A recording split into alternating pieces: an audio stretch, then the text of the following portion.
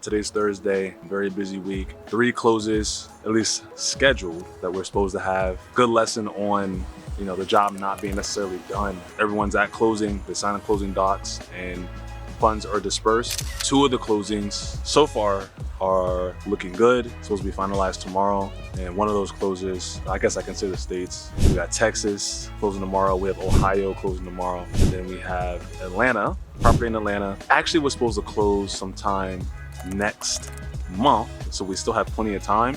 We figured we'd try to close it early. Everything was on track. And then literally seller signed closing docs. She was expecting to get her money today, and some stuff went on with the buyer. I'm actually have Joel talk about that a little bit more. In regards to that Ohio property, he's actually finalizing some things, some documents that we have to get over to the notary today. We're gonna do that in about 20 minutes. We'll take y'all with us over there. I don't know how many pages it was, but a few pages that he had to get notarized, and we're gonna get that overnighted so we can close up Ohio. Property in Ohio tomorrow. Maybe we can talk numbers on that later on. Like I said, 3 closings, in a week. That doesn't always happen. That's not always the case.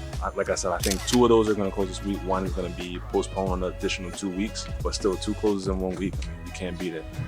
You can't beat it. As you guys get, moving, get into a groove, you're getting that place too, where hopefully you can get a close a week. So